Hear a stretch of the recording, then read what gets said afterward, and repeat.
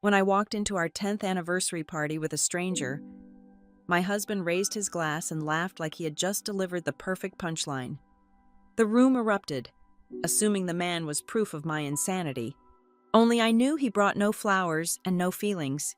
He brought original documents, forged signatures, and the leverage to crush the empire my husband built on lies. By the end of the night, nobody was laughing. My name is Adeline Powell, and for exactly 10 years, I was the quiet, invisible scaffolding holding up a dangerously loud man. The silver doors of the private elevator slid perfectly shut behind me. It took exactly 42 seconds to ascend to the top floor of the building.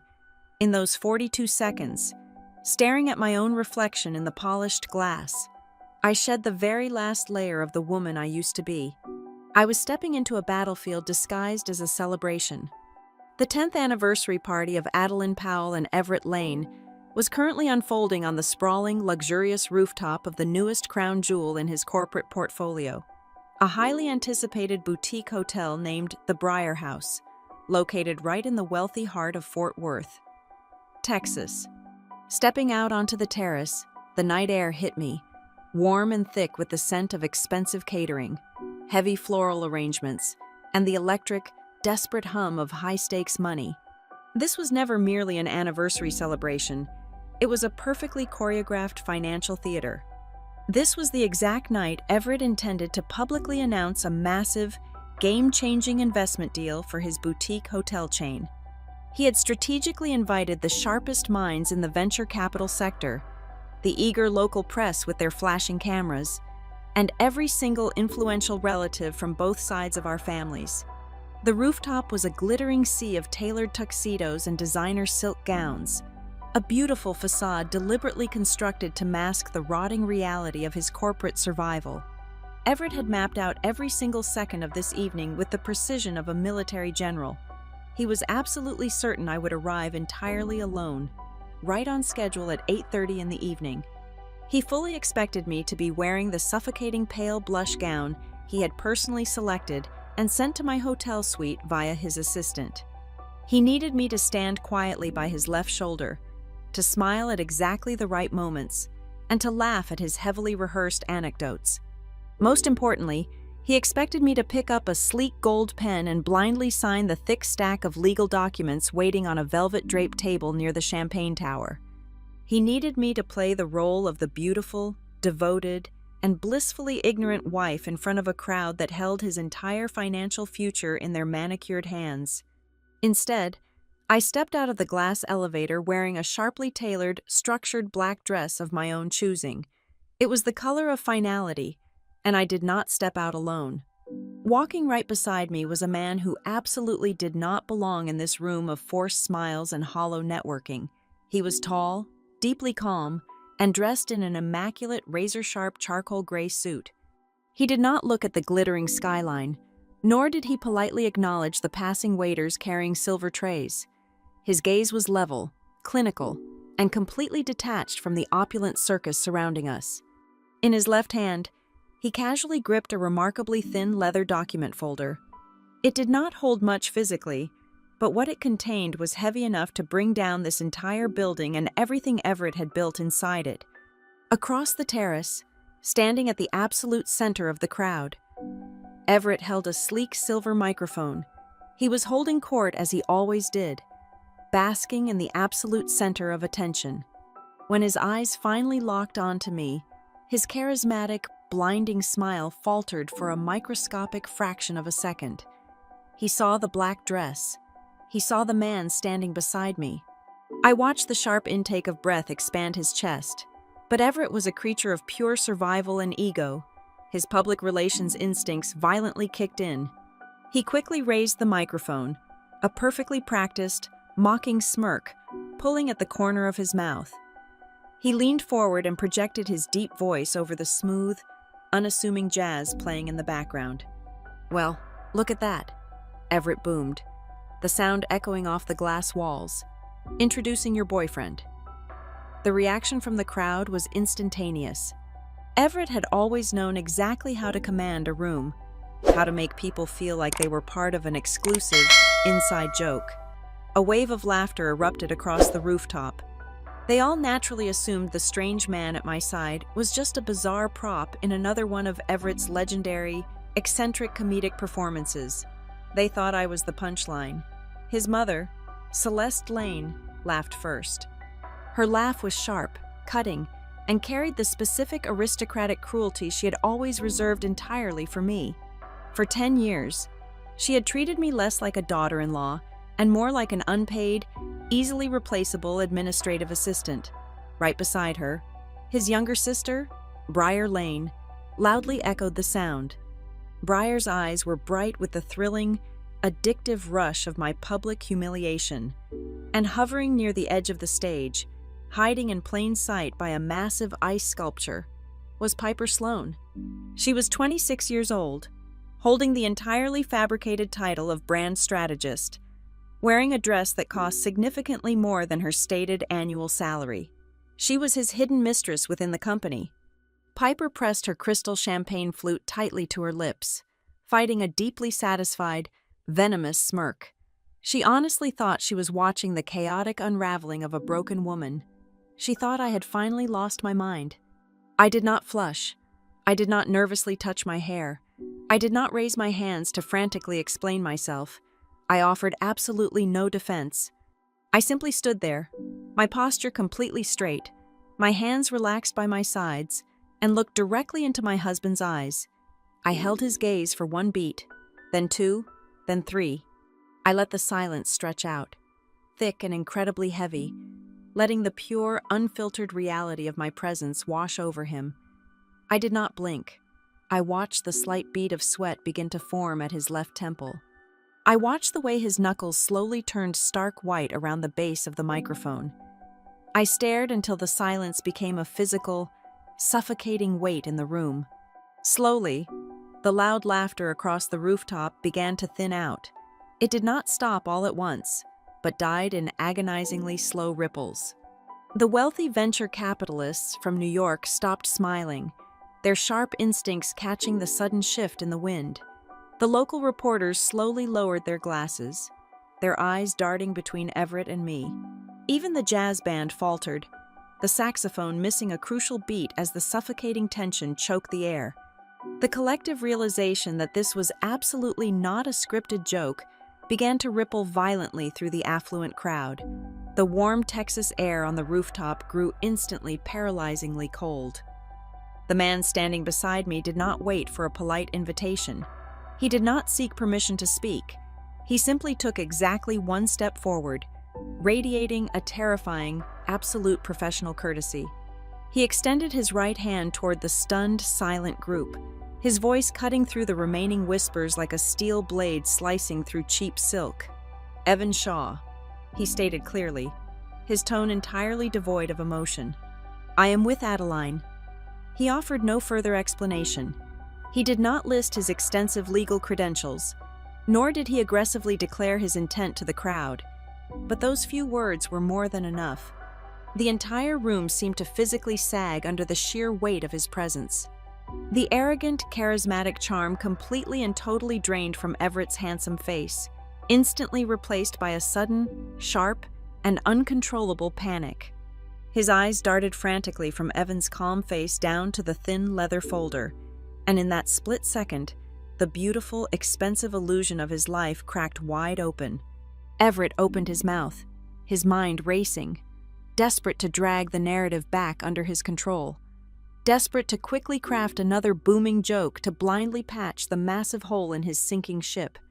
But right before he could speak, right before he could try to pull the wool over the eyes of the city one last time, my mind quietly pulled away from the glittering rooftop. Because the story of my absolute victory did not begin tonight. To understand exactly how we arrived at this brutal public execution, you have to rewind the clock. You have to go back exactly 6 months, back to a quiet, unassuming Tuesday, when I was still foolishly holding on to the naive belief that my marriage was simply going through a temporary, difficult cold spell, completely blind to the fact that I was standing right in the middle of a slaughterhouse.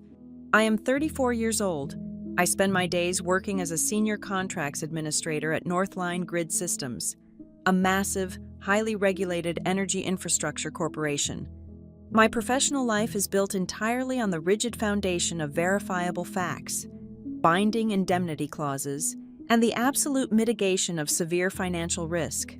I spend 8 to 10 hours a day staring intently at dual glowing monitors, hunting down obscure legal loopholes, and ensuring that every single corporate obligation is explicitly defined in black and white.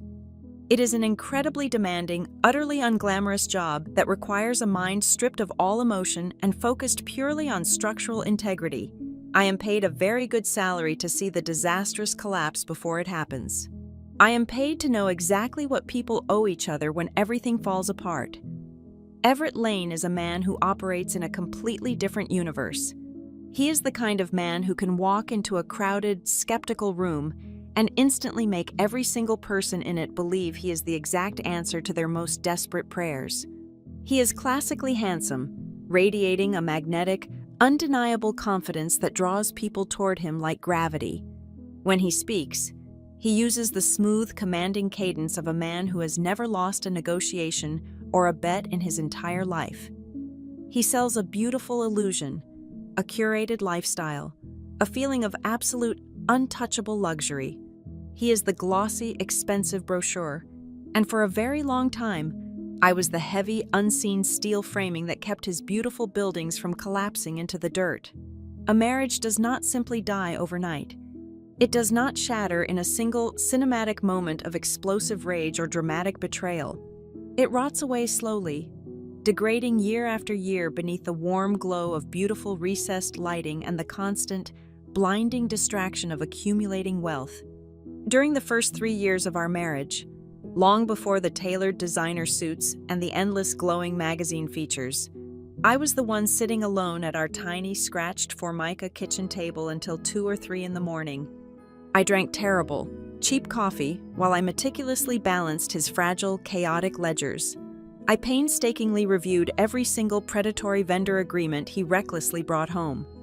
I paid our household utility bills out of my own modest corporate salary just to ensure we did not lose electricity or heating during the winter months. And when his very first boutique venture was bleeding cash and teetering on the absolute brink of total bankruptcy, I made a choice that sealed my fate. I quietly liquidated the $82,000 my grandmother had left me in her will. It was my only safety net, my only piece of independent security. I poured every single cent of that inheritance directly into his failing startup. It was the crucial financial lifeline his business desperately needed to survive the quarter. I gave it to him without hesitation, without demanding a formal equity stake, because that is what I naively believed a true partnership required. However, as that single struggling, distressed property miraculously expanded and transformed into the wildly lucrative regional hospitality chain known today as Lane and Alder Collective, a very subtle, insidious shift began to occur inside our home. Everett began to systematically rewrite our shared history. Whenever we attended sprawling networking dinners or sat down for interviews with local business journals, the narrative seamlessly morphed. He publicly cast himself as the brilliant, entirely self-made visionary who pulled himself up from the mud through sheer willpower and unmatched entrepreneurial genius. In his polished, rehearsed anecdotes, I was slowly, deliberately recast as the timid, domestic wife. I became the woman who simply liked the safety of a corporate cubicle, the woman who nervously watched from the sidelines while her brave husband conquered the world. He erased my financial and intellectual foundation from his expanding empire with the casual, terrifying ease of wiping a dusty chalkboard clean. His family was more than happy to eagerly adopt this newly revised version of reality. His mother, Celeste Lane, completely stopped seeing me as a daughter-in-law somewhere around our 4th year of marriage. Instead, she began treating me like an unpaid, fiercely loyal administrative assistant who was inexplicably granted permission to attend their elite family gatherings. She would casually hand me her dry cleaning receipts, demand I organize her tedious personal charity galas, and dictate her complicated holiday seating arrangements as if these mundane tasks were explicitly written into my marriage vows. His younger sister, Briar, was even less subtle with her disdain. She aggressively leveraged her brother's rapidly rising corporate profile as a lucrative launchpad for her own desperate social media fame. She floated through the lobbies of his boutique hotels, constantly demanding free room upgrades, complimentary premium spa services, and exclusive VIP treatment from the exhausted staff.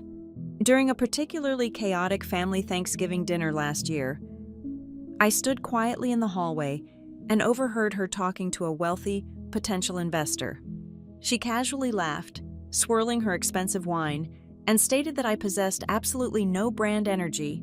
She claimed I was far too remarkably bland and hopelessly corporate to stand next to a rising titan like her brother. She viewed me as a liability to their aesthetic. Over time, I was forced to confront the chilling realization that I had been entirely stripped of my title as an equal partner. I was no longer a wife in this marriage. I was a highly functional, living prop. I was the solid, unmoving, and deeply respectable foundational piece that made Everett look incredibly stable and trustworthy to the conservative banking institutions and private equity firms he constantly courted for capital. I provided the necessary illusion of a grounded, reliable family man. This toxic dynamic became painfully obvious when we briefly discussed our upcoming milestone. I had asked him for a quiet, deeply private weekend trip to the coast, just the two of us, to honestly celebrate 10 years together away from the deafening noise of his company. Everett shot the idea down before I could even finish my sentence. He paced aggressively across the expensive hardwood floor of our massive master bedroom, waving his hands in the air with profound irritation. He firmly declared that this specific milestone had to be a highly strategic night for the family brand. He looked at me not as a husband looking at his life partner, but as a ruthless CEO looking at a marketing asset that urgently needed to be leveraged for maximum public relations impact.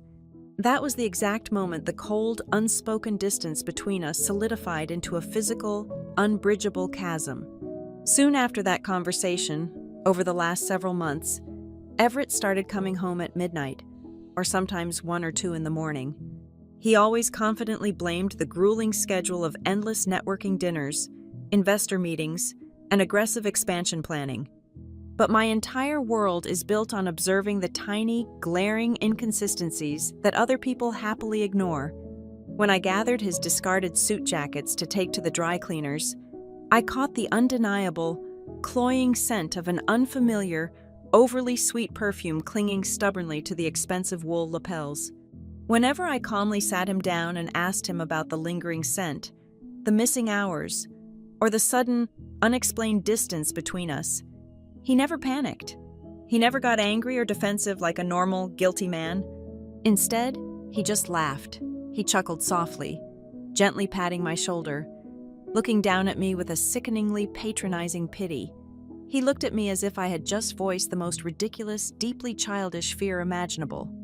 He weaponized his immense charm to gaslight me, to make me feel completely insane for simply observing the blatant reality right in front of my face. Yet, as the agonizing weeks dragged on, the deepest, most suffocating anxiety taking root in my chest did not stem from the mundane, ugly possibility of him sleeping with another woman. In the affluent circles we moved in, infidelity was common. Infidelity was entirely predictable, a tired cliché I could easily navigate, document, and eventually divorce him over. The sheer terror that kept me lying awake, staring blindly at the dark ceiling night after night, was vastly different. I knew exactly how Everett's mind worked. I knew the precise, ruthless way he structured his corporate acquisitions and hostile takeovers. The chilling intuition creeping slowly down my spine whispered a terrible, undeniable truth. It told me that the late nights, the sweet perfumes, and the dismissive, mocking laughter were all merely a calculated smokescreen. My husband was not just having a trivial, reckless affair. He was methodically preparing something vastly larger, infinitely colder, and profoundly more dangerous. He was secretly shifting the tectonic plates of our entire existence, and I knew, with absolute, terrifying certainty, that I was standing squarely on the fault line, completely blind to the financial trap slowly closing around my neck. It arrived at exactly 3 o'clock in the afternoon on a completely unremarkable Tuesday. The Texas sky outside my home office window was a flat, glaring blue, and the neighborhood was wrapped in the quiet, expensive hum of private landscaping crews. I was deeply engrossed in my work, carefully drafting a severe risk assessment matrix for a commercial substation project, my mind entirely focused on municipal utility codes and liability waivers. The sudden sharp ring of the front doorbell shattered my concentration. The delivery driver standing on my porch did not hand me a casual package. He handed me a thick, stiff cardboard envelope that required a direct physical signature. It was certified mail. The embossed return address sitting in the upper left corner read, Redstone Capital, a highly aggressive mid-tier commercial lending and private equity firm operating out of Dallas. I walked back into the kitchen, the heavy envelope feeling strangely cold in my hands. I sliced the thick paper open with a silver letter opener and pulled out a dense stack of legal documents. My eyes scanned the boilerplate text with the detached, clinical efficiency of a woman who reads indemnification clauses and breach of contract penalties for a living. It was a formal notice of impending maturity. The letter detailed a massive commercial bridge loan, a heavily leveraged financial instrument set to come due in a matter of weeks. The jargon was thick, designed to confuse the average reader, but to me, it was a perfectly clear language. I read down the first page without any real concern, assuming it was simply another piece of corporate mail sent to our home address by mistake. But halfway down the second page, resting quietly beneath a bold subheading regarding secured assets and collateralized spousal guarantor obligations, my heart violently slammed against my ribs. The breath was completely knocked out of my lungs. There, listed in stark, black 12-point font, was the exact county parcel number and the physical address of a small, weather-beaten cabin resting on the quiet shores of Lake Granbury. It was absolutely not a luxury property. It did not have floor-to-ceiling glass windows or a heated infinity pool. It did not fit anywhere into my husband's sleek, hyper-modern, heavily curated hospitality portfolio. It was the modest house my grandmother had left solely to me in her will before she passed away. It was my only private sanctuary, fully paid off, held entirely in my own name as separate property long before I ever put on a wedding ring or took Everett's last name. It was the only piece of the world that belonged exclusively to me.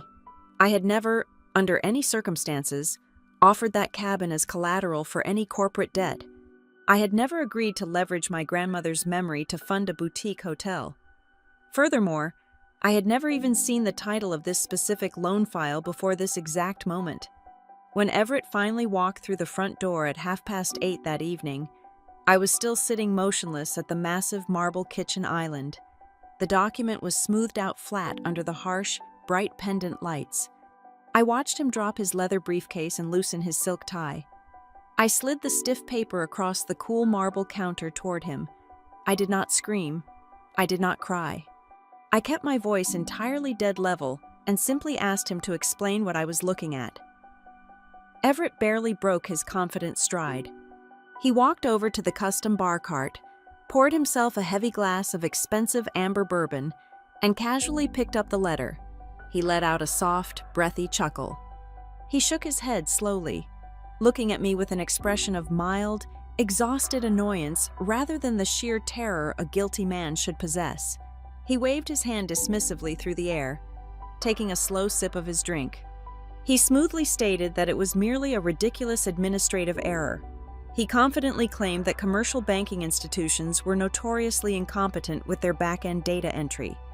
With an easy smile, he argued that some overworked, underpaid paralegal at Redstone Capital must have automatically pulled my separate property records during a routine spousal guarantee background check and mistakenly attached the cabin to the active security agreement. It sounded incredibly plausible. If I were anyone else, I might have believed him. It was the perfect, highly polished lie, designed specifically to pacify a spouse who did not intimately understand the rigid mechanics of commercial finance. But my entire career is predicated on catching the lethal lies hidden in the fine print. I live by the contract. I looked down at the attached exhibit page. my mind instinctively cataloging the severe legal anomalies that Everett arrogantly assumed I would never notice. The electronic signature block stamped at the bottom of the security agreement carried my fully typed name, but the automated date of execution fell on a Thursday in late October. On that specific Thursday, I was sitting in a windowless conference room in Denver for a mandatory corporate energy summit. I was completely disconnected from my personal email and had signed absolutely nothing. Furthermore, the electronic verification chain, the crucial digital footprint that explicitly proves which IP address, click the approval button, did not originate from my home network or my secure corporate server. And squarely in the middle of the borrower hierarchy, acting as a buffer between Everett's holding company and the lender, was a newly formed limited liability company I had never once heard of before. None of these specific data points aligned with any of the standard formation documents I had actually signed in the past. This was not a clerical typo made by a lazy bank employee. This was a deliberate, highly structured, multi-layered fabrication. I looked back up at him. I told him, clearly and firmly, that I needed to see the original, unredacted loan file immediately. I demanded the full security agreement, the operating addendums, and the complete notary log. The charming, easygoing veneer vanished from his handsome face in a fraction of a second. His jaw tightened instantly, the muscles ticking dangerously beneath his skin. He slammed his crystal glass down onto the marble counter, the heavy thud echoing through the quiet kitchen. His voice dropped into a low, punishing, and incredibly cold register. He accused me of deliberately manufacturing hostile drama right before the most critical capital closing night of his entire career. He aggressively pointed his finger at me, telling me I was being deeply unsupportive, highly paranoid, and intensely suffocating. He flipped the narrative with terrifying, practiced speed, attempting to turn his own potential felony fraud into a glaring symptom of my supposed marital failures. The psychological warfare did not remain confined to our kitchen. 2 nights later, during a tense, beautifully catered family dinner at an exclusive local steakhouse, the topic was forcefully dragged into the open. Everett had clearly complained to his family about my sudden, irritating lack of blind cooperation. His mother, Celeste, leaned gracefully across the white linen tablecloth, her heavy diamond rings catching the dim, romantic restaurant lighting. She lowered her voice into a tone of conspiratorial intimacy that felt exactly like cold poison. She gently patted my hand, offering a tight, bloodless smile.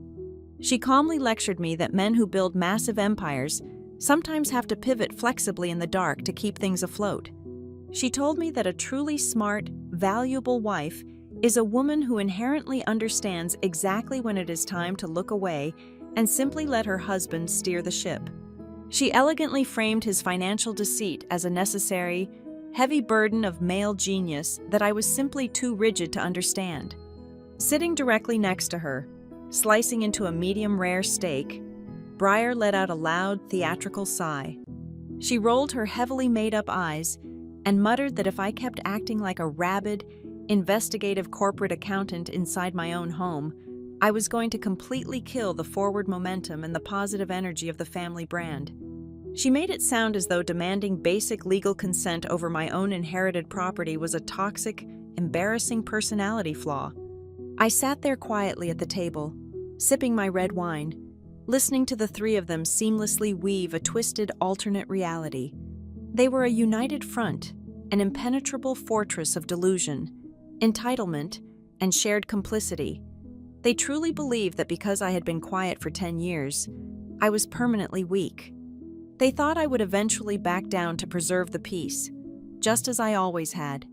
That night, lying in the suffocating darkness of our sprawling master bedroom, listening to the steady, arrogant breathing of the man sleeping soundly beside me, I made a silent, irrevocable decision.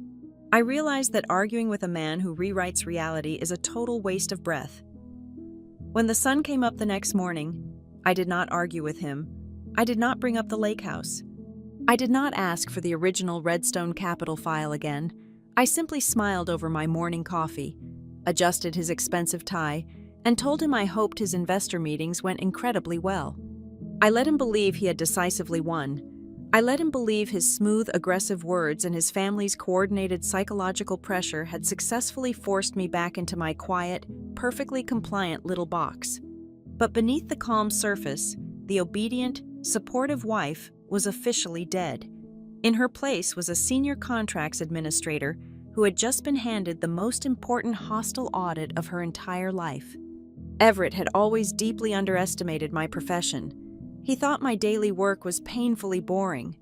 He never realized that my job was entirely about hunting down the truth and gathering irrefutable, concrete proof to destroy the opposition. That afternoon, I stopped talking, I stopped asking questions, and I started doing the exact thing my husband never truly understood the immense danger of. I began to quietly, methodically, and ruthlessly document absolutely everything. The following Wednesday morning, I did not brew a second pot of coffee or linger near the kitchen island waiting for a morning kiss that felt more like a strategic deployment. Instead, I logged into my corporate portal, formally requested 4 hours of personal leave, and drove my sedan straight into the sprawling, brutalist concrete belly of the county records building. I bypassed the civil courts and walked directly into the property deeds division. The air inside the municipal building was heavy with the scent of industrial floor wax and decades of degrading paper. I pulled a numbered paper ticket and waited on a hard wooden bench for 45 minutes. When my number was finally called, I stepped up to a thick plexiglass window. The clerk sitting on the other side was an older woman with tired eyes, wearing a faded floral blouse and a lanyard thick with enamel pins. I handed her my driver's license and gave her the exact parcel identification number for the lake house. She typed the digits into a heavily outdated terminal. The machine hummed, spitting out a thick stack of printed pages. She slid them under the glass partition. I stood right there at the counter and reviewed the filing. My stomach did not drop. It simply turned to ice. There, attached to the final page of a heavy commercial deed of trust, was my signature. It was not a clumsy, manual forgery.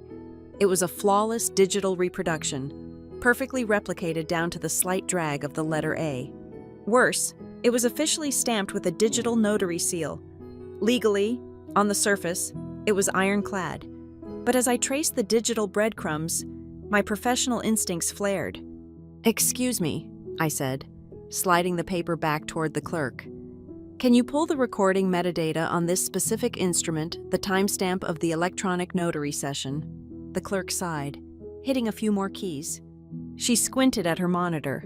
The digital packet was submitted for recording at 11:14 at night on a Sunday. The notary verification was pinged through a third-party vendor based out of Delaware.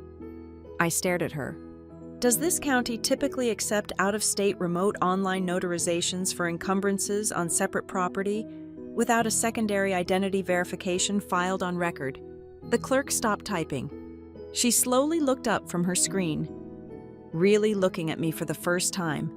The bureaucratic exhaustion melted from her face, replaced by a sharp, quiet understanding.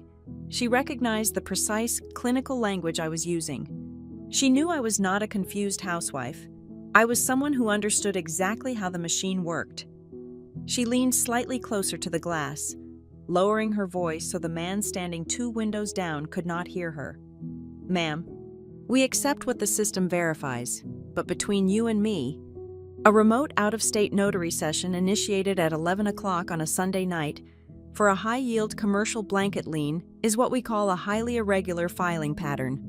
If you did not sit in front of a webcam and hold up your passport for a licensed agent on that specific night, then someone bypassed the biometric gateway." She pulled a small, blank sticky note from her desk, grabbed a blue pen, and wrote down a single name and a phone number. She slid it under the glass, pressing it flat beneath her thumb.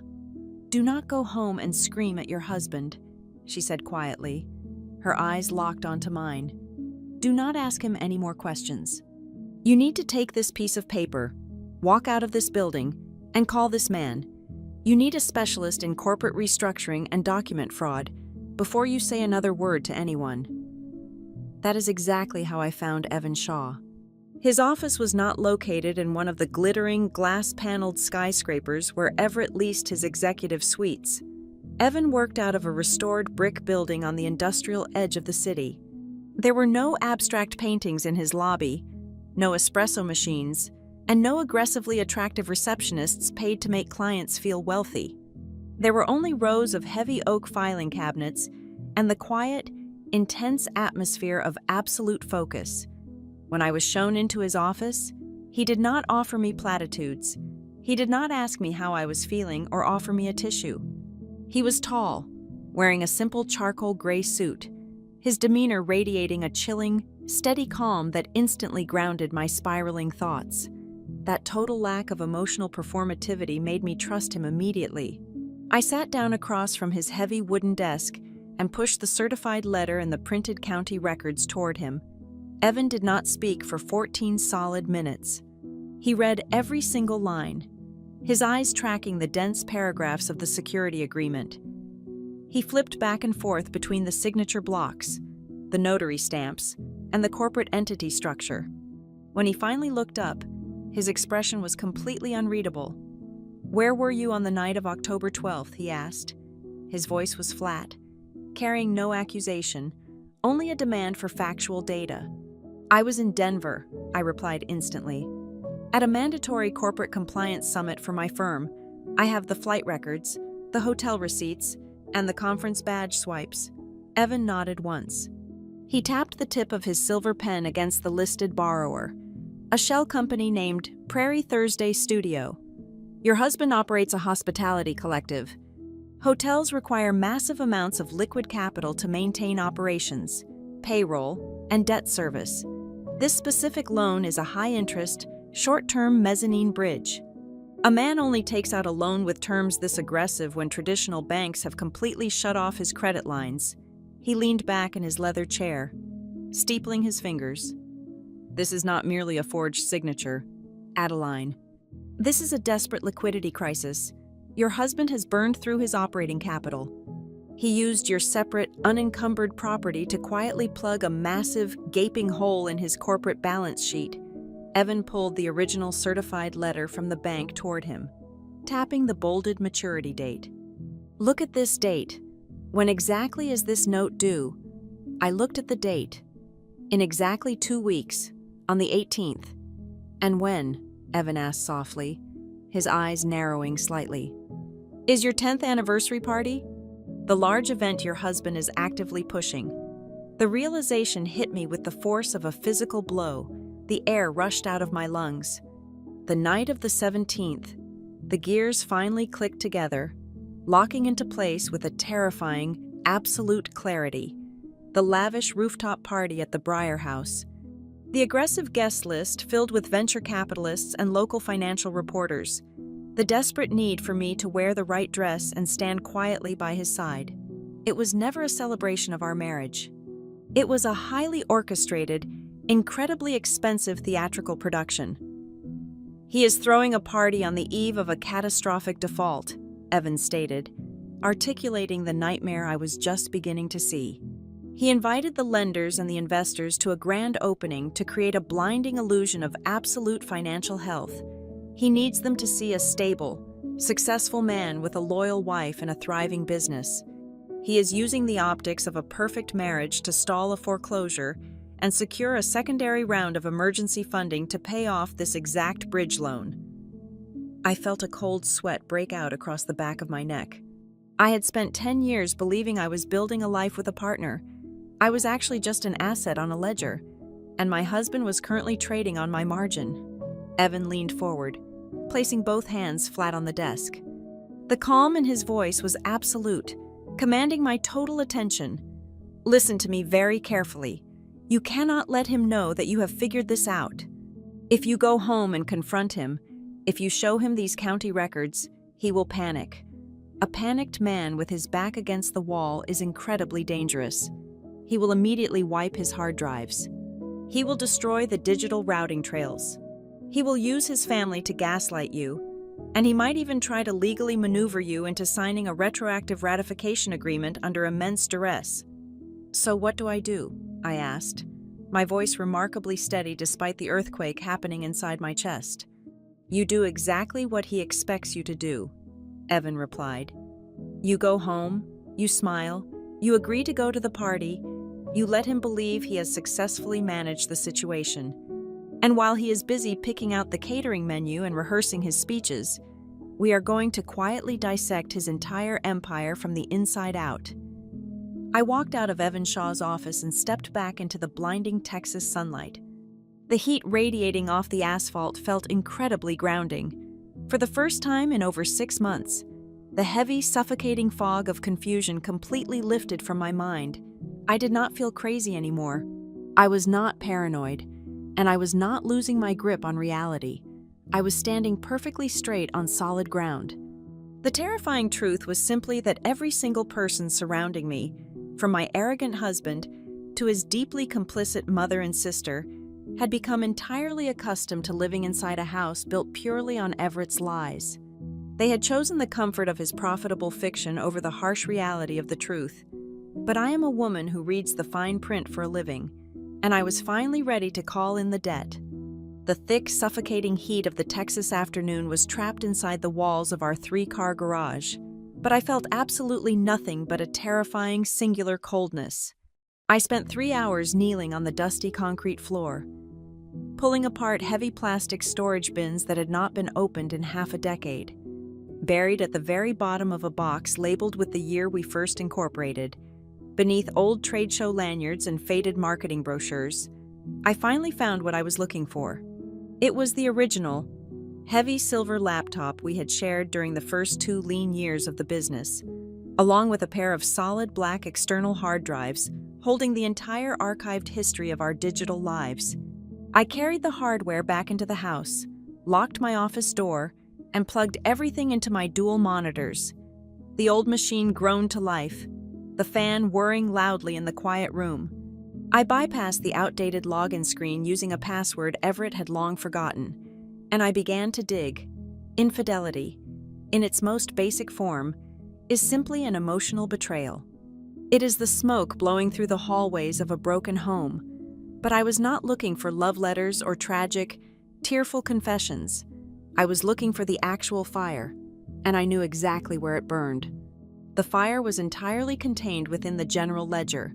I started pulling the scanned vendor contracts and cross-referencing them against the archived email chains. Almost immediately, a glaring, ugly anomaly surfaced on the screen. Over the past 8 months, there was a consistent, massive hemorrhage of capital flowing directly out of the primary operating account and into a completely unknown agency named Prairie Thursday Studio. The invoices were aggressively vague, listing things like strategic brand repositioning and conceptual media consulting. There were absolutely no attached deliverables, no campaign metrics, and no tangible products. Just clean, steady transfers of tens of thousands of dollars every single month. I opened a secure browser and pulled the state registry records for the limited liability company. It took me exactly 4 minutes to trace the registered agent profile. The corporate address was a luxury high-rise apartment building located straight in the center of the downtown district. It was the exact same building where Piper Sloan lived. The young, beautiful brand strategist, who Everett swore was nothing more than an ambitious junior employee, was sitting at the top of a massive financial drainpipe. I pulled the corporate credit card statements and aligned them with the dates of the agency transfers. The picture painted by the data was sickeningly clear. Everett was not just sleeping with another woman. He was actively embezzling from his own failing company to afford her. I saw thousands of dollars spent at 5-star hotels in Dallas and Austin, private black car services billed under executive transit, and endless dinners at Michelin-starred restaurants meticulously categorized as client acquisition costs. He was using the desperately needed operating capital of his business to fund a lavish, hidden double life. But the most painful revelation was not the money spent on his mistress. It was the absolute, casual betrayal of his own family against me. I kept digging, moving away from the financial ledgers and into the network security logs. I needed to know exactly how my digital signature had been hijacked for the fraudulent loan documents Evan and I had discovered. I accessed the administrative backend of my old electronic signature account, a profile I had stopped using years ago but never formally deactivated.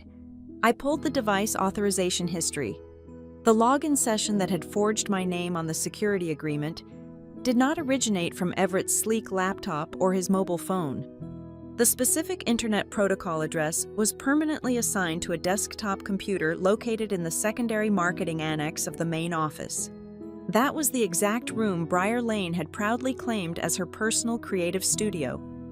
She spent 3 days a week in that room, supposedly helping her brother build his media presence. My husband had not acted alone in the dark. His younger sister, the woman who constantly mocked my lack of brand energy, had actively sat at her desk, logged into my secure platform, and deliberately pressed the button that tied my grandmother's house to a massive, toxic corporate debt. She was a willing, active accomplice to felony fraud. My phone vibrated softly against the desk. It was Evan. His voice was flat, carrying the grim weight of a man who had just uncovered a loaded weapon. He told me he had just gained access to the preliminary data room set up for the venture capital firm. Buried deep inside a subfolder labeled under closing contingencies, he found a secondary legal instrument.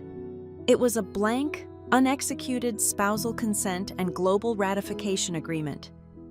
Evan read the clauses to me over the phone. The document was an ironclad, retroactive shield.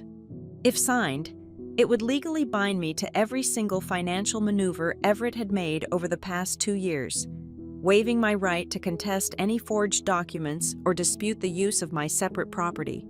"Look at the drafted execution date," Evan instructed quietly. I pulled up the file he sent to my encrypted email. The date printed at the top of the lethal document was the exact date of our upcoming anniversary party. Everett did not just want me to stand there and look pretty for the investors. He was planning to slide that document in front of me at the end of the night, likely buried under a stack of routine press release approvals, expecting me to blindly sign it while intoxicated by champagne and the blinding flash of cameras. He was going to use the celebration of our marriage to legally trap me inside his burning building. I needed one final piece of human verification to confirm the absolute worst of my fears. The following afternoon, I arranged a highly discreet meeting with Lena Ortiz. She was a meticulous, deeply ethical woman who had served as the senior accountant for Lane and Alder Collective until she quietly, abruptly resigned exactly 3 weeks ago. We met at a small, unremarkable coffee shop on the far western edge of the city, miles away from the polished downtown financial district where Everett held his power lunches. Lena looked exhausted, her eyes darting nervously toward the door as she sat down across from me with a plain black coffee. I did not waste time with small talk. I simply slid a printed spreadsheet across the table, showing her the capital drain to Piper's fake agency and the fraudulent loan on my lake house. Lena looked at the papers, closed her eyes, and let out a long, trembling breath. She did not deny any of it. Instead, she leaned forward and quietly confirmed that the entire cash flow of the company had been a meticulously maintained hallucination for nearly an entire year. She told me that Everett had completely exhausted his traditional credit lines. He was aggressively floating vendor payments by 90 days, shifting money between different property accounts in a desperate, illegal shell game just to make the bi-weekly payroll. The company was drowning in toxic, high-interest mezzanine debt. "He is living entirely on the promise of this upcoming venture capital close," Lena whispered, her voice tight with residual panic. "If that specific deal does not go through, the entire collective will default. The banks will seize the properties. The employees will not get their paychecks, and he will be completely wiped out. He needs those investors to believe he is an absolute rock." I sat back in my chair, the ambient noise of the coffee shop completely fading away into a hollow ringing in my ears. The final, massive twist of the knife slid perfectly into place. The lavish anniversary party on the rooftop of the Briar House was never intended to be a celebration of our 10 years together. It was never about honoring the vows we took or the life we had built. The entire event was a highly calculated, desperately necessary piece of financial theater. Everett was using our marriage, our supposed stability, and my quiet, unblemished reputation as the ultimate piece of collateral to convince the venture capitalists that his life was perfectly in order. He needed them to look at me and see a safe, secure investment. He needed me to stand completely still, smiling in the perfect dress, so he could continue to steal everything I had. But as I gathered the explosive documents and thanked Lena for her bravery, I knew my husband had made one fatal, catastrophic miscalculation. He had forgotten that before I was his wife, I was the woman who built the foundation he was currently standing on, and I knew exactly how to pull it apart. The moment Everett sensed the subtle shift in my demeanor, the quiet withdrawal of my usual domestic compliance, his survival instincts triggered a nauseating display of manufactured romance. He did not ask me what was wrong. Instead, he aggressively pivoted to playing the role of the desperately devoted husband. On a Thursday morning, a delivery driver hauled 2 massive arrangements of expensive white roses into the reception area of my corporate office. That same evening, Everett surprised me with reservations at a dimly lit, impossibly exclusive Italian restaurant downtown, the exact same place we had celebrated our very first year of marriage. Sitting across from me, swirling a glass of heavy red wine, he reached out and gently covered my hand with his. His eyes were wide and convincingly soft. He spent 2 hours weaving a beautiful, nostalgic tapestry of our early struggles, deliberately reminding me of the late nights we spent dreaming about the future. He spoke with such intense, manufactured sincerity that, had I not spent the previous 48 hours dissecting his fraudulent ledgers, I might have actually believed him. When we returned home, he led me into the kitchen and proudly unrolled a massive set of architectural blueprints across the marble island. It was a custom design for a sprawling 6-bedroom estate located in the most affluent gated community in the county. He pointed to the expansive wraparound porch and the dedicated home library he had specifically requested for me. He painted a vivid picture of our glorious future, actively selling me a multi-million-dollar dream house, fully aware that we were currently standing on a mountain of toxic, hyper-leveraged debt that was just days away from a catastrophic implosion. He needed me to be completely intoxicated by the illusion of absolute security. The psychological containment strategy did not stop with him. The following afternoon, his mother summoned me for afternoon tea at her private country club. We sat on the manicured terrace, surrounded by women dripping in inherited wealth. Celeste Lane elegantly stirred a cube of sugar into her porcelain cup, never once raising her voice above a polite, conversational murmur. She looked at me with cold, reptilian eyes and delivered a masterclass in elegant gaslighting. She calmly suggested that women who lack vision often panic over trivial corporate mechanics. She explicitly warned me that a truly smart, sophisticated wife would never dream of sabotaging her husband's brilliant trajectory over a few minor technical errors in some boring legal paperwork. She was actively reframing felony fraud as a simple administrative oversight, demanding my total complicity in the name of familial loyalty. I returned home to find my bedroom had been invaded. Briar Lane was standing near my closet, casually dropping a heavy garment bag onto my bed. She unzipped it to reveal the suffocating, pale blush designer gown Everett had originally selected for the anniversary party. Briar ran her manicured hand over the expensive silk, looking at me with thinly veiled contempt. She stated that the upcoming celebration was the perfect opportunity for me to finally return to my proper role. She did not need to elaborate on what that role entailed. The implication was violently clear. I was expected to zip myself into that dress, stand exactly where I was told, smile for the cameras, and absolutely never speak. They were seamlessly working in tandem, a perfectly coordinated family unit meticulously tightening the invisible screws around my mind, trying to force me back into a state of docile obedience. The climax of their coordinated assault arrived on a Tuesday evening. Everett walked into my home office, his charismatic smile firmly in place, and casually tossed a remarkably thin manila folder onto my desk. He kept his tone incredibly light, dismissively waving his hand. He claimed it was just a standard, boilerplate ownership structure confirmation. He said the venture capital firm merely needed to standardize the entity flow before they officially injected the new funds. He handed me his favorite silver pen, tapped the signature line at the bottom of the page, and told me to just sign it quickly so he could courier it back to the legal team before the morning. I did not pick up the pen. I looked at the document, then looked up at him, and calmly stated that I needed to read the entire file, cross-reference the attached schedules, and review it in the morning. The charming facade shattered instantly. For the very first time in our 10 years together, I saw Everett truly lose control of his temper. The charming visionary vanished, replaced by a cornered, vicious animal. He slammed both of his hands down flat on my desk, leaning over me, his face twisting into an ugly mask of pure rage. He lowered his voice into a harsh, guttural growl. He aggressively weaponized the livelihoods of his entire staff against me. He told me that if this capital deal fell through because I suddenly wanted to play the role of an amateur forensic accountant, the company would collapse.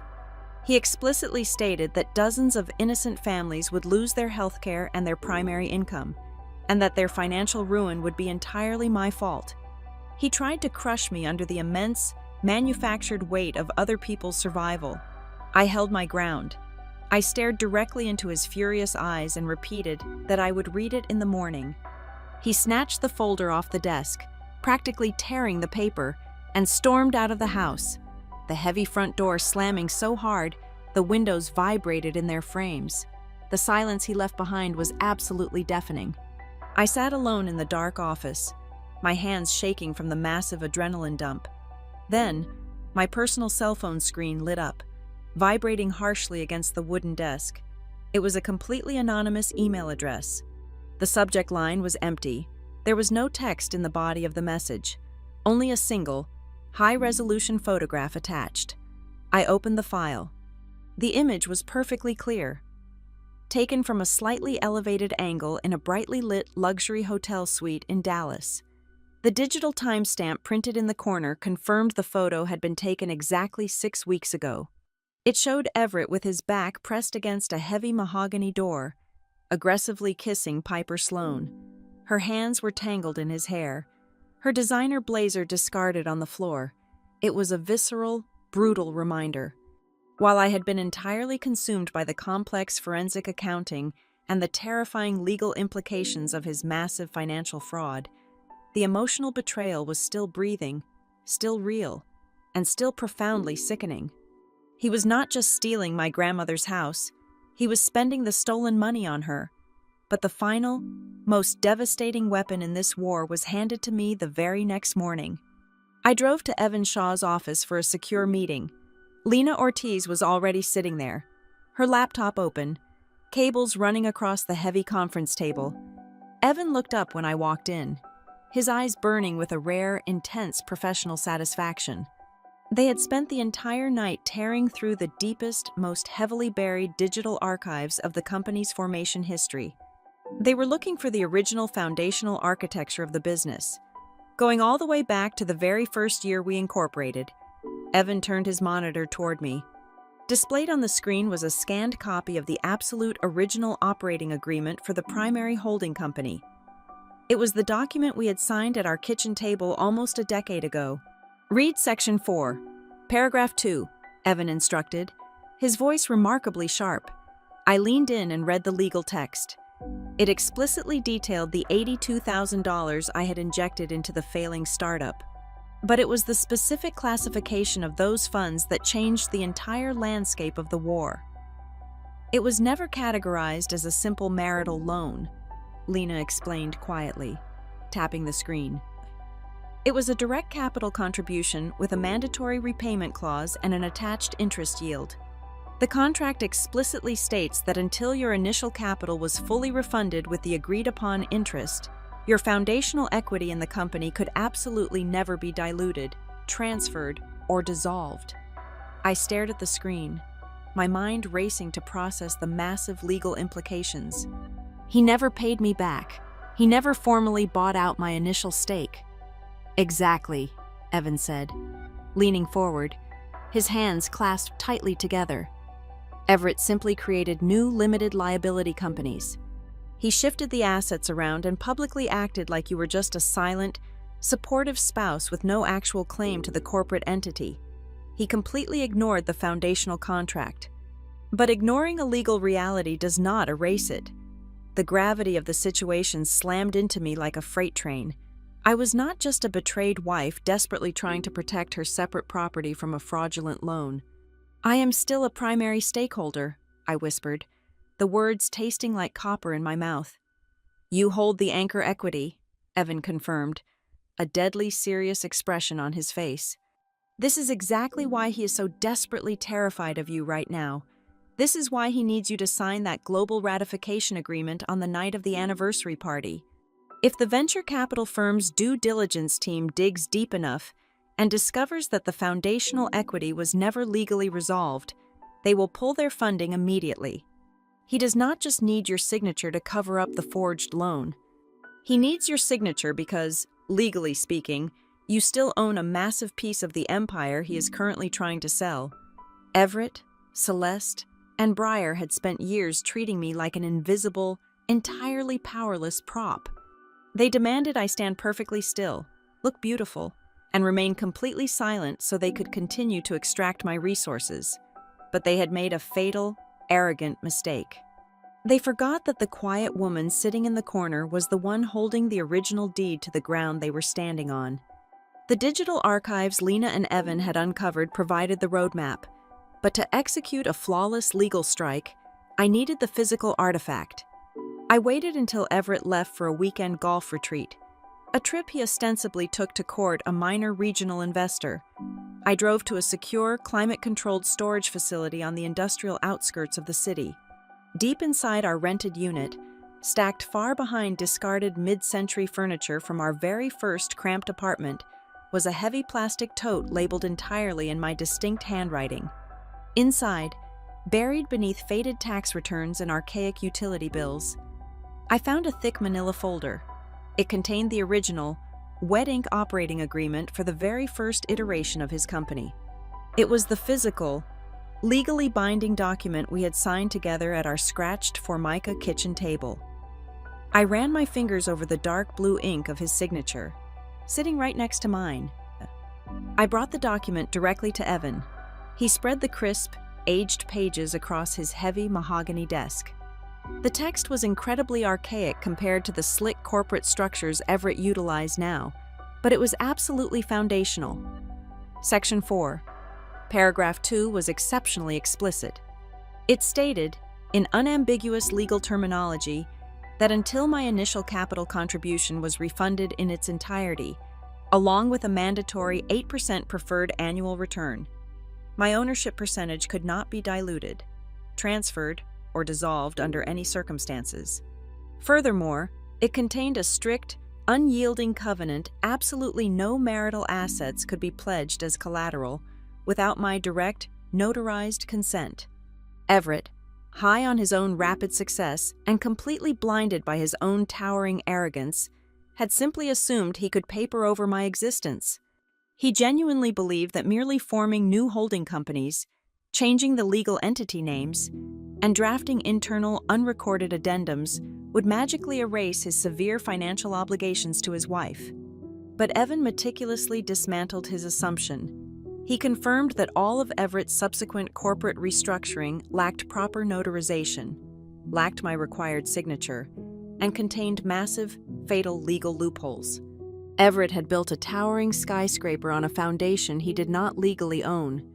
The thing he despised most about me, my rigid clinical obsession with airtight contracts and verifiable data, was the exact weapon that was going to tear his empire down to the studs. I stopped waiting for the axe to fall and started rapidly building my own fortress. On a quiet Monday morning, I walked into a completely different bank branch across town. I opened a new, entirely separate checking and savings account under my maiden name. I immediately redirected my corporate salary direct deposits, surgically cutting off my personal cash flow from our joint marital accounts. From there, I drove to the secure downtown vault and rented a heavy steel safe deposit box. I placed the original, physical deed to the lake house inside, along with my grandmother's vintage pearl necklace and her silver wedding band. I locked the door, effectively removing the last vulnerable pieces of my heart from his reach. But I needed a physical sanctuary, a place to breathe when the fallout inevitably choked the air. I found a small, charming townhouse in a quiet, established neighborhood in West Fort Worth. It had original hardwood floors, a small garden in the back, and thick brick walls. I signed a 12-month lease using only my name and my unblemished credit history. I paid the first and last months of rent in cash. I did not move any furniture from our marital home. I simply bought a new mattress, clean white sheets, and a coffee maker. It was sparse, but it was entirely mine. It was a place I could walk into without ever having to ask for permission, explain my presence, or beg for a place to sleep. With my personal defenses fully secured, Evan began to quietly advance our offensive line. He systematically drafted formal letters of evidence preservation, legally known as litigation holds. He did not send them directly to Everett. That would have triggered an immediate, destructive panic and given my husband time to destroy the servers. Instead, Evan strategically fired them off to the peripheral entities holding the fragile structure together, the third-party escrow agents, the external auditing firm Everett utilized, and the specific title company that handled the fraudulent lake house lien. Everett did not know the exact details yet, but he is an apex predator, and predators can always smell a subtle shift in the wind. The atmosphere inside our massive house grew incredibly tense. He started pacing the hardwood floors late at night, aggressively checking his phone, his charismatic public smile slipping to reveal the exhausted, terrified man underneath. He knew something was mathematically wrong in the background of his deals, but he could not pinpoint the source of the friction. He simply felt the invisible net pulling tighter around him. The quiet shockwaves reached the financial sector much faster than Everett anticipated. Redstone Capital, the highly aggressive lending firm currently holding the fraudulent debt, received Evan's blind preservation notice. Suddenly spooked by the legal ambiguity and the threat of an encumbered asset, their internal compliance department slammed the brakes. They formally informed Everett that they would absolutely not be executing the final closing documents remotely as originally planned. Instead, they demanded transparency. They were sending a senior legal representative in person to the anniversary party to physically verify the signatures and confirm the corporate stability before they released a single dollar. Meanwhile, completely oblivious to the legal avalanche gathering above them, Piper Sloan was busy curating her own grand delusion. Through the network of quiet company gossip, I learned she was actively bragging to the junior marketing staff about her upcoming promotion to an executive tier. She genuinely believed that the massive influx of venture capital would allow Everett to finally buy me out and discard me. She envisioned a spectacular, glossy future where I simply faded into the quiet background, leaving her to step into the blinding spotlight as his new, vibrant partner in both life and business. She thought the upcoming anniversary party was the final hurdle before her secret victory lap. I could have ended the marriage on a random Tuesday. I could have tossed the original operating agreement onto the marble kitchen island, watched his handsome face violently drain of color, and calmly walked out the front door with my packed bags. I could have screamed at him in the privacy of our master bedroom, demanding back every single ounce of loyalty he had stolen from me over the last 10 years. But men like Everett do not fear private anger. They thrive on it. They twist it, contain it, and use it to label you hysterical behind closed doors. They use your private tears as proof of their own superior rationality. I realized that taking everything away from him in the quiet shadows of our home would not be justice. He had spent a solid decade slowly, meticulously stripping away my value to build his public image. He had used my money, my stability, and my quiet dignity to construct a towering monument to his own massive ego. Therefore, the demolition had to happen on the exact stage he had built for his coronation. I made a cold, final calculation. I would not say a single word about the fraud, the mistress, or the missing money in the quiet spaces of our home. I would let him dress up in his tailored tuxedo. I would let him invite the wealthiest investors, the sharpest lenders, and his entirely complicit family. I would let him raise his glass and attempt to use me as a beautifully dressed, silent prop one last time. He desperately wanted a powerful audience to witness his ultimate triumph. So I was going to make absolutely certain that same audience witnessed his total, undeniable destruction. 48 hours before the rooftop of the Breyer House was set to open its doors to the public, my personal cell phone vibrated sharply against the cold marble of the kitchen counter. It was a brief text message from my husband. The screen illuminated with a painfully transparent directive. Do not do anything stupid on Friday night. It was a harsh command poorly disguised as a casual request, instantly followed by a second message containing a single, bright red heart emoji. That tiny digital image was a terrifying masterclass in his specific brand of psychological manipulation. He was undeniably beginning to feel the structural integrity of his perfectly curated life fracturing beneath his feet, yet he remained entirely convinced he still held my leash tightly in his hand. He honestly thought a generic, pixelated symbol of affection could easily pacify a woman who had spent the last several weeks mathematically dissecting his total ruin. An hour later, the phone rang again. The caller identification displayed his mother's name. I answered and pressed the receiver to my ear without offering a single word of greeting. Celeste Lane did not bother with pleasantries. Her voice was incredibly low, brittle, and hard as absolute diamond. She calmly informed me that the sprawling city of Fort Worth was actually a remarkably small town for people who burn bridges. She explicitly warned me that if I decided to throw a hysterical, emotional tantrum and publicly embarrass her son on the absolute most important night of his professional career, the entire social and financial establishment would permanently brand me as a vindictive, unstable destroyer. She spoke with the absolute, terrifying certainty of a matriarch who firmly believed she controlled the entire narrative of the universe. I listened to her breathe heavily through the speaker for 3 full seconds. Then, I quietly tapped the red button and ended the call. I did not argue. I did not desperately defend my character.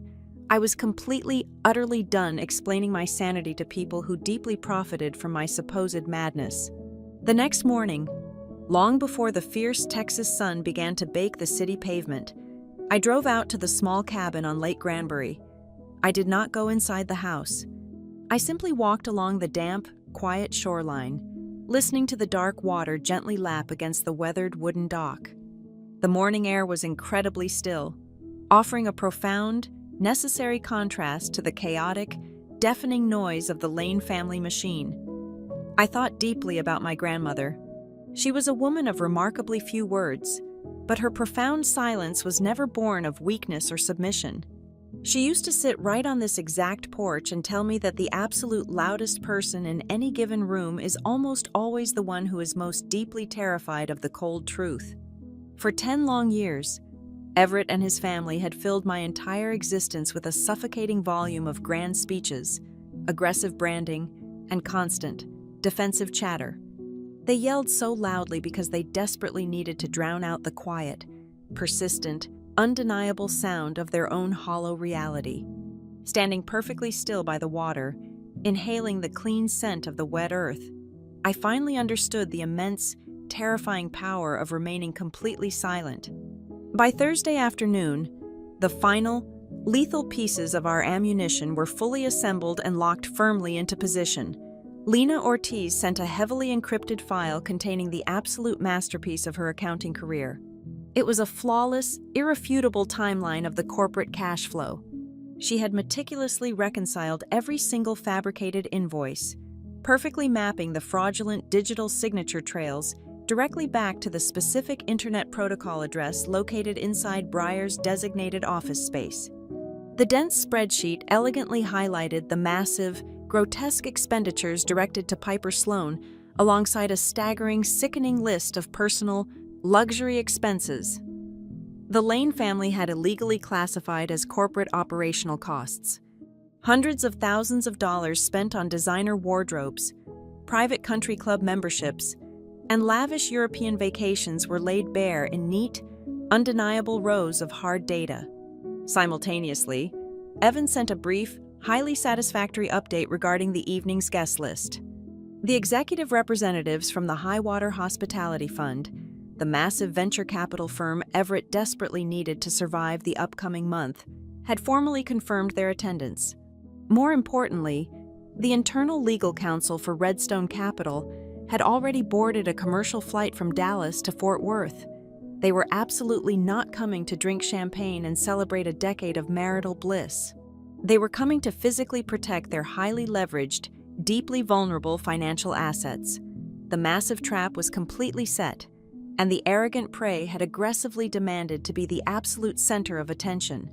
On the evening of the anniversary, the heavy silence inside our sprawling house felt less like an ending and vastly more like the agonizingly quiet atmosphere right before a massive storm breaks the sky wide open.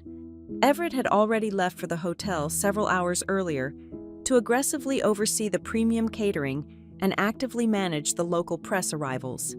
He had confidently left the pale blush designer gown hanging conspicuously on the outside of my closet door, naturally assuming I would dutifully step right into the suffocating, pastel costume he had specifically chosen for me. I walked right past it without a second glance. I reached deep into the back of my wardrobe and pulled out a sharply structured, incredibly minimalist black dress. It featured a high, elegant neckline, long, sleek sleeves, and fell cleanly just below my knees.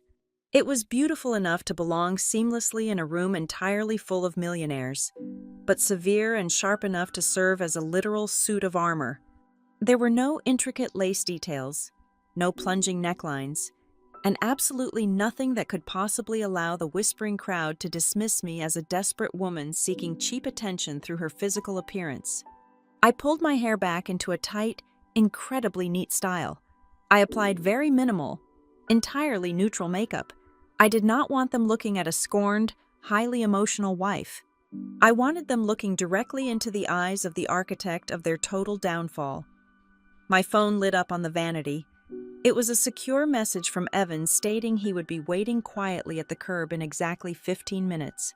His physical presence tonight was not merely a gesture of professional courtesy or basic gentlemanly politeness. It was a highly calculated, devastating strategic maneuver. If I walked out of those silver elevator doors entirely alone, Everett would immediately rush across the stage, wrap his heavy arm tightly around my waist, and patronizingly whisper to the wealthy crowd that his poor wife was simply overwhelmed or having a nervous, regrettable episode. He would easily smother my voice with his immense, heavily practiced public charm. But stepping into that glittering room right alongside a notoriously ruthless corporate litigation attorney fundamentally altered the atmospheric pressure of the entire event. It instantly stripped Everett of his absolute ability to successfully frame me as an irrational, baseless variable. Evan was the ultimate physical proof that the incoming destruction was completely legally legitimate. I stood perfectly straight in front of the full-length mirror in the master bathroom. I did not stand there to nervously check the fit of the black dress or to practice my posture for the cameras. I stood there to carefully examine my own face for the better part of a year. I had looked into this exact same mirror and seen a terrified woman whose eyes were constantly filled with a desperate, pleading confusion. I had seen a woman constantly begging to be believed, actively begging for her own reality to be validated by a man who was systematically destroying her mind. The woman looking back at me tonight was entirely unrecognizable. Her eyes were completely steady, utterly devoid of fear, and entirely empty of mercy. She was no longer asking for permission to exist in her own life. I turned away from the glass and walked slowly over to the heavy wooden dresser. I looked down at my left hand. The massive diamond engagement ring and the matching platinum wedding band felt incredibly heavy, exactly like foreign, toxic objects tightly wrapped around my skin. I did not rip them off in a sudden fit of dramatic, cinematic rage. I did not throw them violently across the room or curse his name into the empty, quiet house. I simply slid the rings off my finger, the cool metal gliding smoothly over my knuckle. I pulled open the top drawer of the dresser and placed them quietly next to a stack of folded stationery. It was an incredibly simple, remarkably mundane motion. It felt exactly like a tired accountant sitting entirely alone at her desk at the very end of a remarkably long, grueling day. Finally closing a heavy leather ledger that had been violently, illegally out of balance for entirely too long. The math was finally corrected. I picked up my small black clutch, walked confidently out of the master bedroom, and did not look back.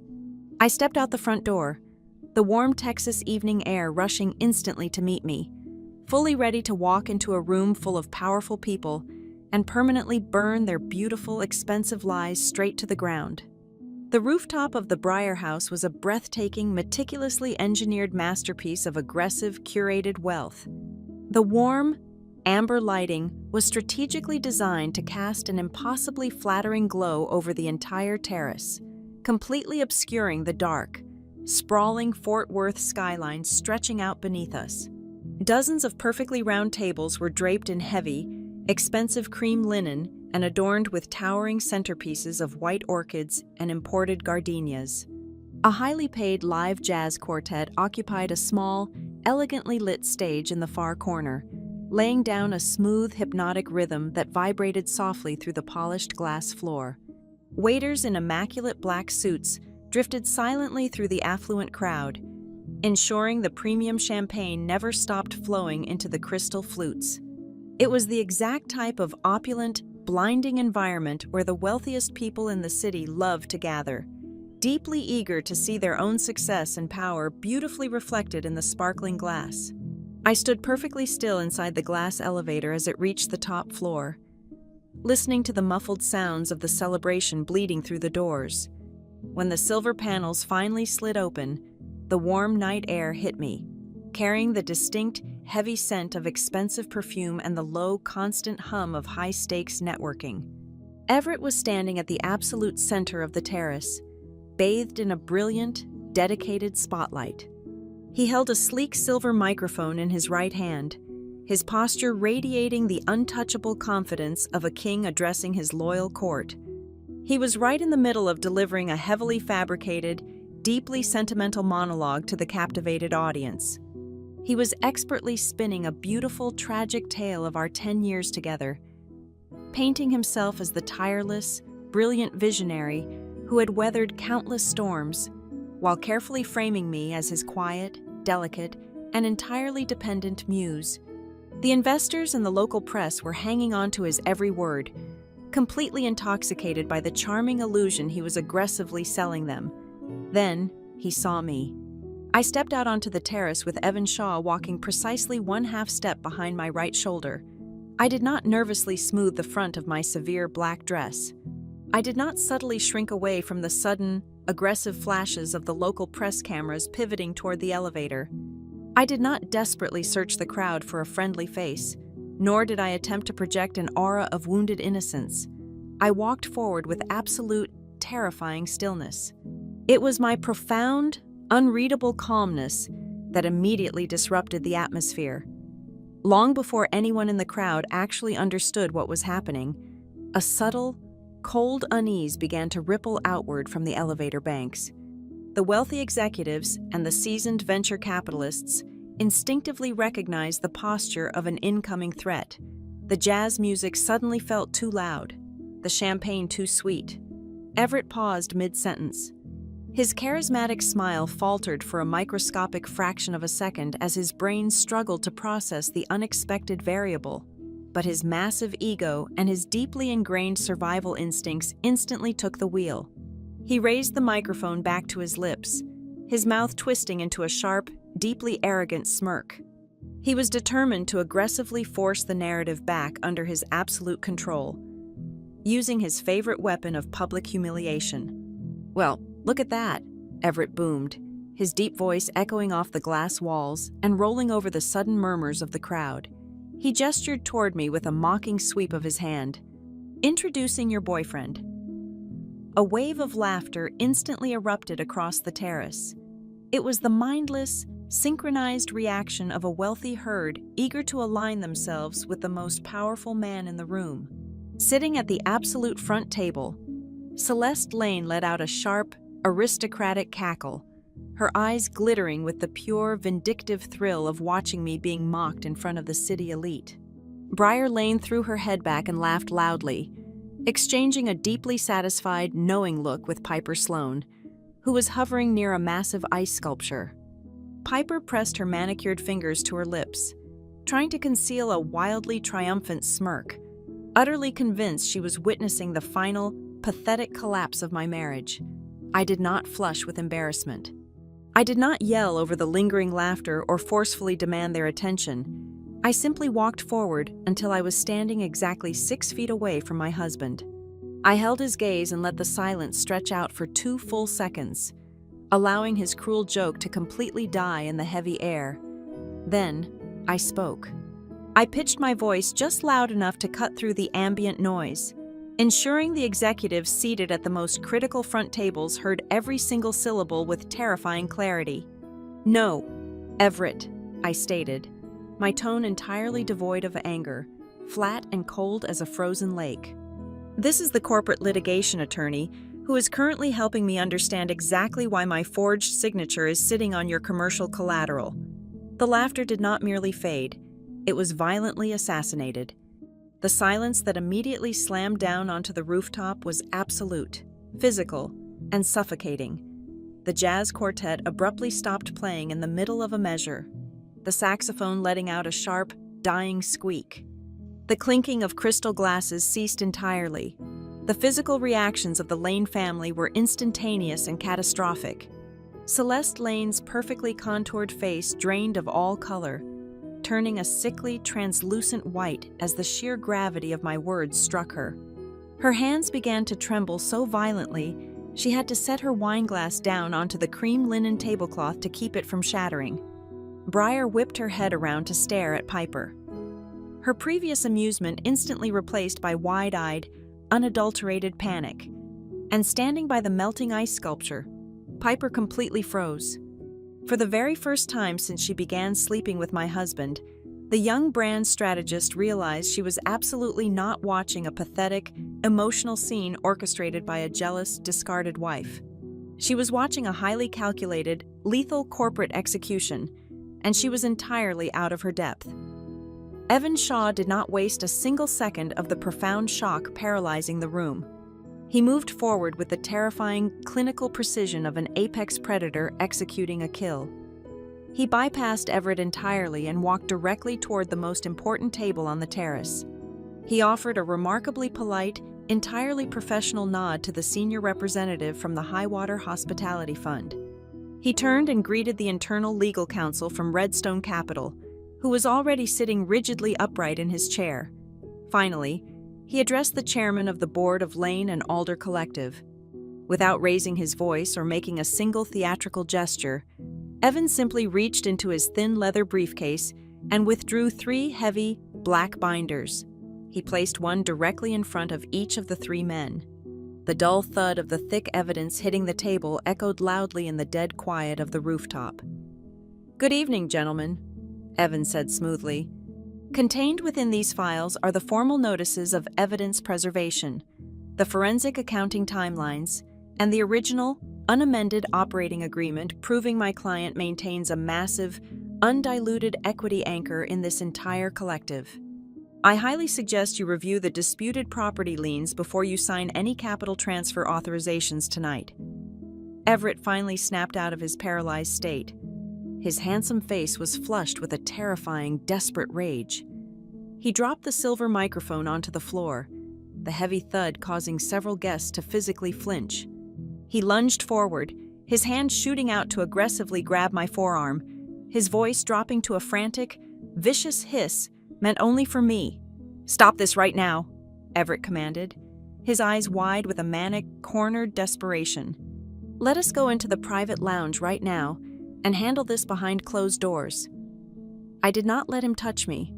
I took one precise step backward, cleanly evading his grasp, and I refused him in front of the entire city. "No, Everett," I projected my voice clearly, ensuring the entire breathless crowd heard my absolute refusal. "We will not go into a private room, and I will absolutely not sign another piece of paper for you while the original foundational documents, the missing operating capital, and the fraudulent property liens remain entirely in dispute." The chairman of the board, a man of immense financial power and absolutely zero tolerance for public scandal, slowly stood up from the table. He did not look at Everett with admiration anymore. He looked at him with the cold, calculating disgust of a man who realized he was standing far too close to a massive, exploding bomb. The chairman had arrived tonight fully expecting to pop champagne and celebrate a massive public announcement. Instead, he placed his heavy hand firmly on top of the black binder Evan had just delivered. "Ladies and gentlemen," the chairman announced, his voice carrying the heavy, undeniable weight of absolute authority. "It appears there are severe legal discrepancies regarding the foundational architecture of this company. The investment announcement scheduled for tonight is formally suspended, effective immediately, pending an emergency, comprehensive forensic review of the entire corporate structure." The crowd erupted into a chaotic symphony of shocked gasps and frantic, whispering voices. The local press immediately began snapping photographs at a furious pace, the blinding white flashes illuminating the sheer terror completely washing over my husband's face. Everett stood entirely frozen under the expensive ambient lighting. The massive, glittering empire he had built entirely on a foundation of lies rapidly collapsing into dust all around him.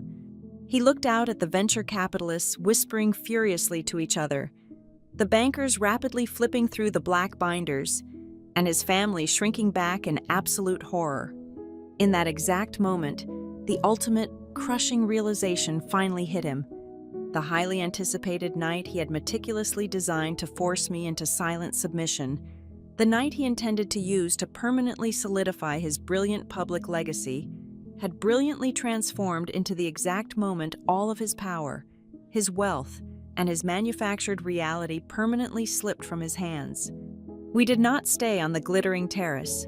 The brutal dismantling of my husband's empire took place inside the heavily soundproofed executive boardroom located directly behind the main event stage.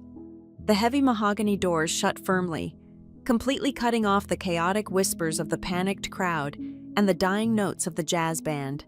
Inside the freezing room, Evan Shaw, Lena Ortiz, the senior representative from Redstone Capital, and the deeply furious chairman of the board took their seats around the massive conference table. Everett was forced to sit directly across from me. He looked exactly like a cornered animal watching a firing squad slowly load their rifles. Evan did not waste a single breath on pleasantries. He opened the thick black binders and systematically walked the powerful men through every single piece of toxic evidence. He laid out the collateral documents tying my grandmother's house to the bridge loan, the blatantly forged signature addendums, the entirely fabricated agency invoices, and the staggering, sickening list of personal luxury expenses systematically siphoned out of the corporate operating accounts. Everett desperately tried to maintain his innocence, his voice cracking as he frantically stammered that I must have simply forgotten signing the legal paperwork during a busy week. Evan did not even look at him. He calmly connected his laptop to the boardroom projector and displayed the digital footprint data from the electronic signature platform on the massive screen. He highlighted the exact internet protocol address and the specific timestamp of the fraudulent signature. Right beside it, he displayed my verified corporate flight records and hotel receipts, proving I was sitting in a conference center in Denver at that exact moment. The login pinged directly from a desktop computer located inside the secondary marketing annex of the Lane and Alder offices. Everett's final, desperate defense instantly turned to ash. Briar Lane was the very first person to completely break under the crushing pressure. When the chairman aggressively slammed his hand on the table and demanded an explanation regarding the Prairie Thursday studio agency, she burst into loud, theatrical tears. She immediately tried to push the entire blame onto Piper Sloan, claiming the brand strategist had gone rogue, but Lena was perfectly prepared. She produced a thick stack of printed internal emails, proving definitively that Briar had personally managed the fraudulent invoice flow from the very beginning. The emails explicitly showed Briar knew the agency was a massive cover-up designed to hide the stolen funds. The betrayal within their ranks rapidly accelerated. Piper had slipped into the back of the boardroom during the initial chaos. Seeing Everett completely cornered and fully realizing he was preparing to throw her directly under the bus to save his own skin, she aggressively flipped the script. She marched right up to the mahogany table and slammed her unlocked cell phone down in front of the Redstone legal counsel. She opened a highly incriminating text message thread. In those messages, Everett explicitly promised her a massive executive equity stake the very second the venture capital funds cleared the bank. Even worse, she showed them the exact text where he cruelly referred to me simply as the signature he needed at the right moment that night. Celeste Lane sat rigidly in her leather chair, desperately clinging to her fading aristocratic pride, until Evan pulled up the corporate credit card reconciliations. Her dignified, untouchable facade violently shattered as the board reviewed the undeniable, printed proof that her expensive home kitchen renovations, her lavish European vacations, and her high-end designer wardrobes were being entirely funded by the desperately needed operating capital of the business. She had been living exactly like royalty while the company illegally delayed payroll for the hotel housekeeping staff and stiffed their local vendors for months. Then, Evan delivered the ultimate lethal twist. The room went completely silent as the Redstone Council read the foundational clauses of the original operating agreement out loud. The archaic text explicitly proved that because my initial capital contribution of $82,000 was never legally refunded, the core protective clauses were absolutely still in active effect. This meant I did not merely possess the right to file a lawsuit to protect my separate property. It meant I held the absolute legal authority to trigger a specific breach of fiduciary duty clause. I had the power to authorize the immediate, involuntary removal of Everett from all executive control over the entire holding company due to gross financial fraud. The chairman looked directly at me, the anger in his eyes replaced by a profound, heavy respect. He asked me how I wished to proceed with my anchor voting power. I did not look at Everett with an ounce of pity. I raised my hand and formally voted alongside the commercial lenders and the board of directors to immediately restructure the entire collective. We mandated the aggressive liquidation of his secondary luxury assets to ensure the innocent employees and the unpaid vendors received their money first. We formally voted to completely strip the Lane family of all their corporate privileges, their inflated salaries, and their fraudulent expense accounts. Everett stared at me across the heavy table, his handsome face red and brimming with a pathetic, desperate realization. In front of the entire room of powerful executives, his voice broke as he begged me to stop. He asked me if I truly wanted to destroy him and throw away our entire life over a simple misunderstanding. I looked at the man I had spent 10 years serving, feeling absolutely nothing but a profound, liberating coldness. I delivered the absolute truest and coldest words of the entire night. You destroyed everything a long time ago. I simply stopped standing in front of the wreckage so you could call it a marriage. By the time the sun came up the following morning, the wealthy investors and the local financial press were absolutely not talking about a beautiful, romantic anniversary celebration. The entire city was buzzing with the explosive news of the completely frozen venture capital deal, the massive corporate fraud investigation, and the single, devastating sentence that spread like wildfire through the Fort Worth elite. She did not bring a boyfriend, she brought a witness. Several quiet months have passed since that night. The deafening noise of the Lane family has completely faded from my reality. I am now living in my beautiful, quiet townhouse on the west side of the city. My grandmother's lake house remains entirely untouched and safely protected in my own name. I started my own independent contract consulting firm, specifically utilizing my forensic skills to help small businesses protect themselves from predatory corporate practices. On a cool Friday evening, I hosted a small dinner party. The guest list was incredibly short. It consisted entirely of Evan, Lena, and the few people who had actively chosen to stand by me when I was no longer a useful, silent asset to a powerful man. There were no flashing cameras, no expensive microphones, and absolutely no fabricated jokes at my expense. As we raised our glasses under the warm, simple glow of my dining room lights, I realized what true victory actually felt like. It was not a grand, explosive public display. It was the beautiful, absolute peace of finally owning my own life. Thank you so much for listening to my story. Please let me know in the comments where you are listening from so we can connect and share our thoughts together. I invite you to subscribe to the Maya Revenge Stories channel, like this video, and support me further by pressing the hype button so the story in this video can be heard by many more people.